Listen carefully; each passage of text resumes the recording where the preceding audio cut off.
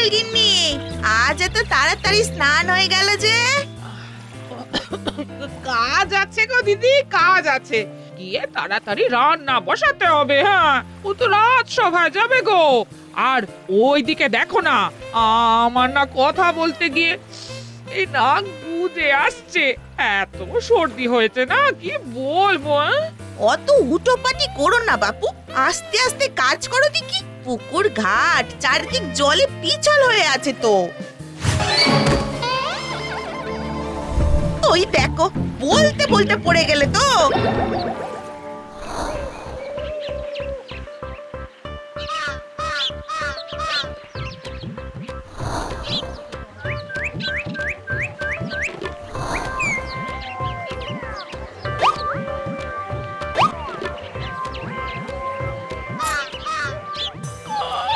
খুব লাগছে, দুই পায়ের পাতায় খুব ব্যথা হচ্ছে গো।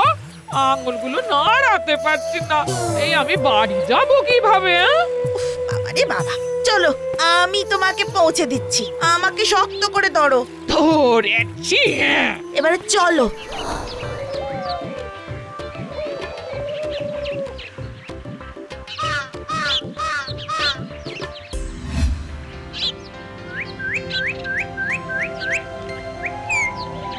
ওরে বাবা রে, আমার কি সর্বনাশ হলো।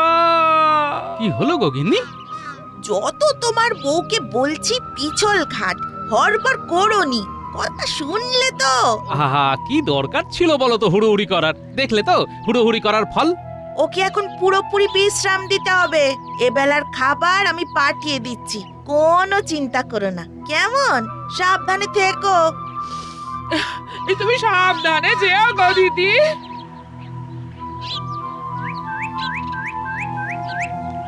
আজ তোমার একদম ছুটি, পুরো বিশ্রাম নাও। আজ সব কাজ আমি করব। এই রাজসভায় যাবে না? না, আজ ঘরে থেকে তোমার সেবা করব।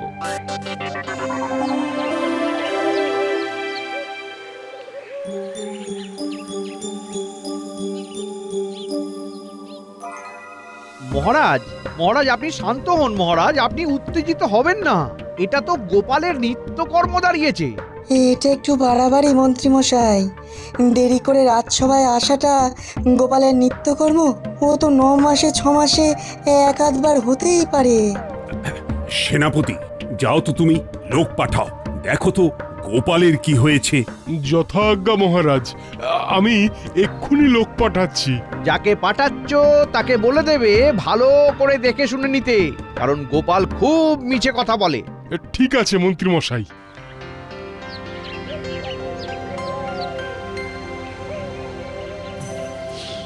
ওহো, এই পায়ের আঙুলগুলো না খুব যন্ত্রণা করছে। দাঁড়াও দাঁড়াও, তোমার পায়ের চিকিৎসা আমি করছি। এমন চিকিৎসা করব না, দেখবে ব্যথা বেদনা একেবারে দূর হয়ে যাবে। দাঁড়াও দাঁড়াও, আমি রান্নাঘর থেকে আসি। এই রান্নাঘরে কি করছে কে জানে। এই কি গো, কি করছো? কাজ করছি, তুমি চুপ করে বিশ্রাম নাও। গোপাল দাদা, ও গোপাল দাদা, তুমি কি বাড়ি আছো? এখন আবার কে এলো দেখি তো। আরে প্রহরী যে, খুব ভালো করেছো এসেছো। আমি খুব সমস্যায় পড়ে গেছি বুঝলে। মহারাজকে গিয়ে বলো না যে আমি 2-3 দিন রাজসভায় যেতে পারবো না। আমার গিন্নি না ওই পড়ে গিয়ে পায়ে চোট পেয়েছে। ও ও আচ্ছা আচ্ছা আচ্ছা, তাই তুমি আজ রাজসভায় যাওনি? ঠিক আছে ঠিক আছে, আমি মহারাজকে বলে দিচ্ছি।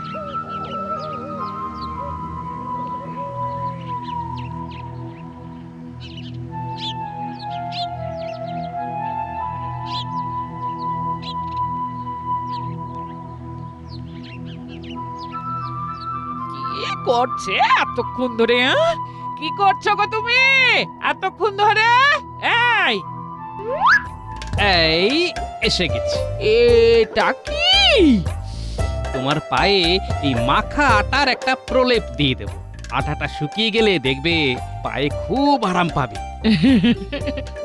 তুমি আমার পায়ে হাত দেবে? যা বাবা, এতে লজ্জা কিসের? আরে তোমার পায়ে চোট লেগেছে, তা আমি দেখবো না তো কে দেখবে বলো? নাও নাও নাও, পাটা লম্বা করো দেখি। তুমি আমার গুরুজন, ইস কি যে করো না। আহা ঠিক আছে, সুস্থ হয়ে আমাকে 10টা প্রণাম করে নেবে এখন, তাহলেই হয়ে যাবে। নাও নাও, আমাকে এবার কাজটা করতে দাও দেখি। হ্যাঁ দেখি দেখি, হ্যাঁ।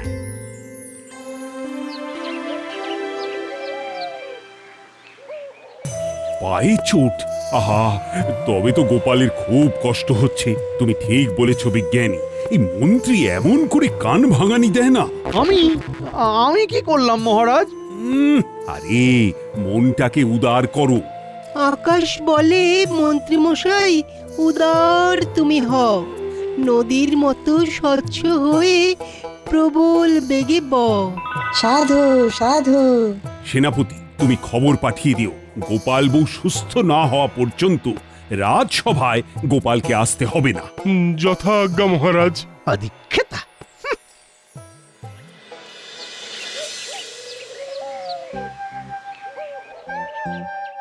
কি কেমন লাগছে? ভালো। হ্যাঁ, আজ কিন্তু কোনো কাজ নয়, হ্যাঁ, চুপ করে বিশ্রাম নেবে। এই শোনো না, কি বলো না? তুমি আমার জন্য কত কি করলে, তাই এবার আমি সন্ধেবেলা গোবিন্দভোগ চাল দিয়ে পায়েস করে দেব। হ্যাঁ, আরে সে ঠিক আছে, কিন্তু পায়ের ব্যথা না কমলে কিন্তু কিচ্ছু করা যাবে না। ঠিক আছে গো, একটা কথা বলবো? হ্যাঁ? বলো। তুমি আমার পায়ে হাত দিতে না, যন্ত্রণাটা অনেকটা কম হয়ে গেল গো। এই হাতে তোমার জাদু আছে। হ্যাঁ, তুমি এখন শুধু চুপটি করে শুয়ে থাকো, বুঝলে? খাবারটা নিয়ে যাও গো। ওই দিদি এসেছে, যাই খাবারটা নিয়ে আসি।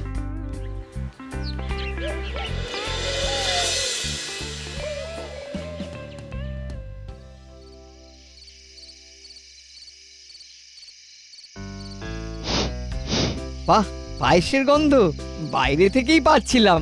গিন্নিমা পায়েস রাঁধছেন। তা পায়েসের গন্ধ যখন নাকে পেয়েছো, তখন খেয়ে যেও। বেশ, আজ তোমার কাছে এসেছি তোমার কাছ থেকে সত্যি ভূতের গল্প শুনবো বলে। হ্যাঁ, ভূতের গল্প শুনবো আর পায়েস খাবো। ঠিক আছে, তোদের দিদিমা তো পায়েস রাঁধছে। তাহলে বলো, গল্প বলা শুরু করো। তোমার ঝুলিতে তো অনেক ভূতের গল্প আছে, আর সেই সমস্ত গল্প একদম সত্যি। তার মানে তো সত্যি ভূতের গল্প। ঠিক আছে, তাহলে গল্প শুরু করা যাক। বেশ, গা ছমছম করবে এমন একটা গল্প বলো। খুব ভয়ের গল্প। অন্ধকারে ভূতের গল্প জমে ভালো। এবার তাহলে শোন। বেশ কিছুদিন আগে একটা কাজে মহারাজ আমায় খাম্বাজে পাঠিয়েছিলেন, বুঝলি? তা আমি আর গাড়োয়ান তো রওনা দিলাম। সেদিন অমাবস্যা ছিল, ঘুটঘুটে অন্ধকার।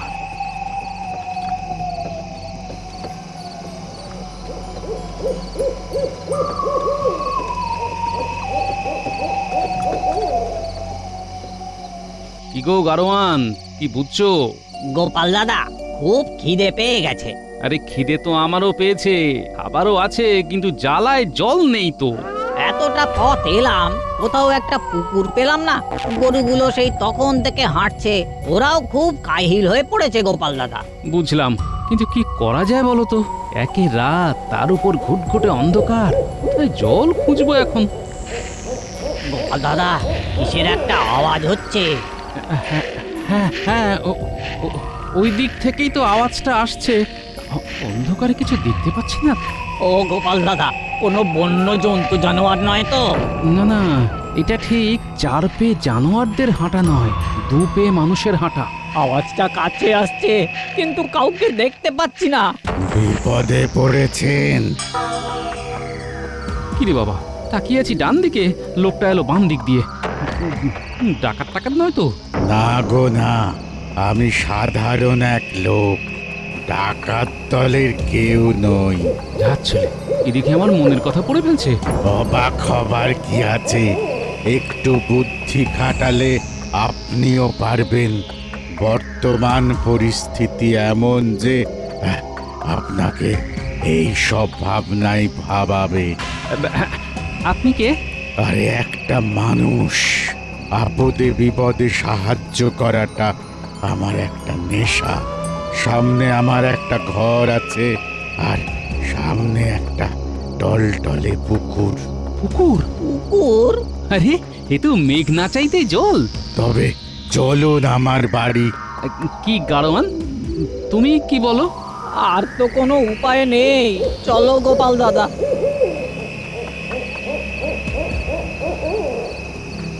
কত দূর যেতে হবে? অল্প একটু যেতে হবে, চলুন।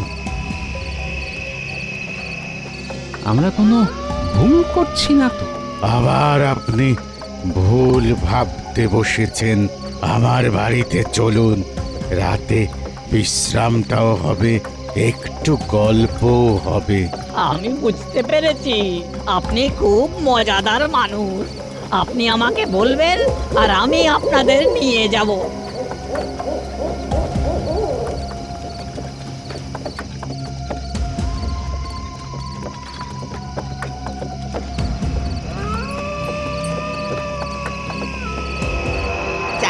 তাহলে জল পেলে গোপাল দাদা? পুকুরটা কেমন, ছোট না খুব বড়?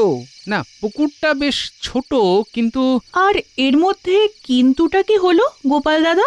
আরে এইখান থেকেই তো গল্পের মোড় ঘুরলো। শোনো, আমরা তো গেলাম ওর বাড়িতে।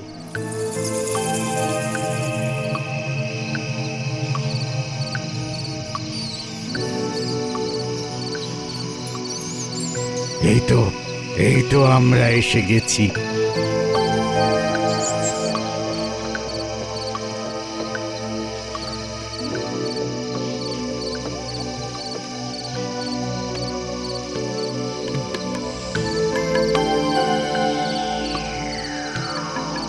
ওরে বাবা, এ তো দেখি ভূতের বাড়ি। কি যে বলেন? হ্যাঁ, আমাকে দেখে কি আপনাদের ভূত বলে মনে হয়? হ্যাঁ, ওই যে কথায় আছে না, ওই ভাঙা বাড়িতে ভূতের বাস। তা আপনি কি ওই বাড়িতে একা থাকেন? একা? ও হ্যাঁ, একাই তো। একা বলতে এরকম চমকে গেল কেন? না না না, বিষয়টা একটু ভাবতে হবে। না, একদম এই সব ছোটখাটো বিষয়ে ভাববেন না। আসলে মানুষ আমি, একা থাকি, কিন্তু আমার সাথে অনেক আরশোলা, ইঁদুর, টিকটিকি, চামচিকে থাকে। ওরাও তো আমার প্রতিবেশী, তাই নয় কি? চলুন গাড়িটাকে এইখানে রাখুন।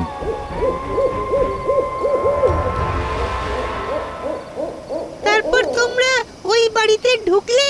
কি দেখলে গোপাল দাদা? ওই ঠিক তখনই গাড়োয়ানটা আমার কানের কাছে মুখ নিয়ে এসে বলে, গোপাল দাদা, লোকটার পায়ের দিকে দেখো। দুটো পায়ে তো আঙুল নেই।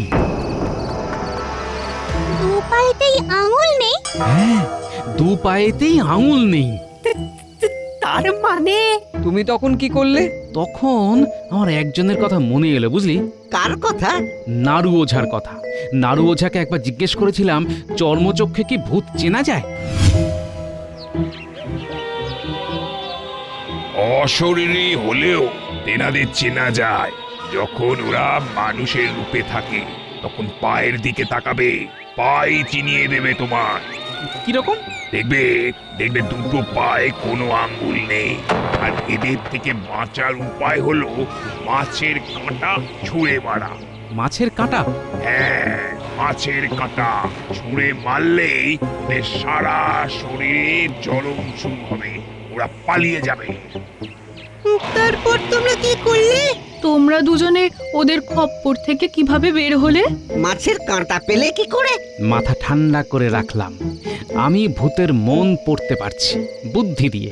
আমি জানি ও আমাদের ওর ওই ঘরে নিয়ে যাবে, তারপর আমাদের ঘাড় মোটকে খাবে। চলুন আমার গরিবখানায়। এখানেই ভালো আছি, বুঝলেন? আচ্ছা, এই পুকুরে মাছ আছে? মাছ আছে মানে? কিলবিল করছে মাছ। এই, আমাদের না মাছ ভাজা খেতে খুব ইচ্ছে করছে। এই ব্যাপার, ঘরে চলুন, আমি মাছ ভাজা খাওয়াচ্ছি। বুঝলেন ভাইয়া, ওই বদ্ধ ঘরে না মাছ ভাজা খেতে একদম ভালো লাগে না। এই পুকুর ধারে এই ঠান্ডা ঠান্ডা হাওয়া গায়ে মেখে গরম গরম মাছ ভাজা, আহা কি যে তার মাহাত্ম্য। ঠিক আছে ঠিক আছে, মাছ ভাজা আমি নিয়ে আসছি, যাব আর আসবো।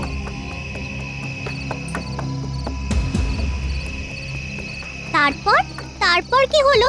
থামলে কেন? এইখানেই তো আসল গল্প শুরু। একটু বিরতি নিলাম। হ্যাঁ, এই কুটিমা, যা তো দেখে আয় তো পায়েসের আর কত দূর। পায়েস করে পায়েস খেতে খেতে গল্প শুনবো।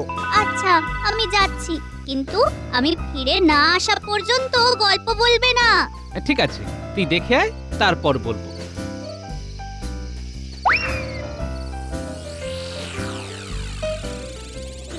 দিদা, কে? পুটি নাকি? এই রকম গলা তো দিদার নয়। পায়েস হয়েছে কিনা জানতে এসেছিস? তা দূরে দাঁড়িয়ে কেন? কাছে আয়। আমি এখন গল্প শুনছি, খুব ভালো জায়গায় আছে। তোমার পায়েস হয়ে গেলে আমি আসবো। ঠিক আছে ঠিক আছে, তাহলে আর কিছুক্ষণ পর আয়। আশ্চর্য, পুটি রান্নাঘরের ভেতরে না ঢুকে কথা বললো, আমার সাথে দেখাও করলো না। হ্যাঁ, আশ্চর্য। কিরে, কি হলো কি? ভয় করলো নাকি? না না, ভয় করেছে বললে ন্যাপলা, গুলটে, পুচকে, টেপা আমাকে দুও দেবে। না না, ভয় পাইনি তো, ভয় পাবো কেন? তা পায়েসের কত দূর? আর একটু দেরি আছে। নাও নাও, এবার গল্প শুরু করো। তারপর কি হলো? হ্যাঁ, তারপর যা হলো সেটা খুব ভয়ঙ্কর। আরে কি হলো সেটা তো বলবে, রহস্য বাড়িয়ে চলেছ। কয়েক দণ্ডের মধ্যেই মাছ ভাজা নিয়ে লোকটা হাজির হলো। একটা বড় কলা পাতায় গুচ্ছের মাছ। এই নিন মাছ ভাজা খান। কত খাবেন খান, খেয়ে আমার ঘরে চলুন চলুন, বিশ্রাম নেবেন। হ্যাঁ, এই মাছ ভাজা খেয়ে যাও।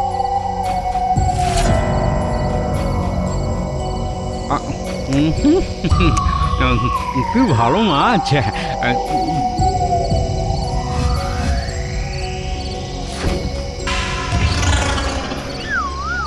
ওরে ওরে বাবা রে, ওরে বাবা রে, কি চলছে রে, ওরে বাবা রে। আমি এর বদলা নেব, আমি এর বদলা নেব, নেব নেব নেব নেব, আমি এর বদলা নেব। কি ভয়ঙ্কর! সত্যি গোপাল দাদু, তোমার কি সাহস! গোপাল দাদা, তারপর আর তোমার সঙ্গে ওই ভূতের দেখা হয়নি? আপাতত না, আর আমার সাথে দেখা করবার সাহস করবে না। কারণ আমি এখন কোনো অচেনা অজানা লোক দেখলেই তার পায়ের দিকে তাকাই।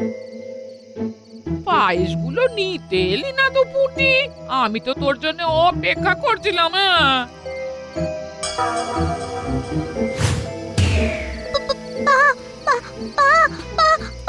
কি হলো রে পুটি? কি হয়েছে? হ্যাঁ, এই কি রে পুটি, এই তুই ভয় পাচ্ছিস কেন? কেন ভয় পাচ্ছিস? গোপাল দাদা, দাদা গো, ও দাদা, দাদা, পালিয়ে চলো পালিয়ে চলো, সেই ভূতটা এসেছে।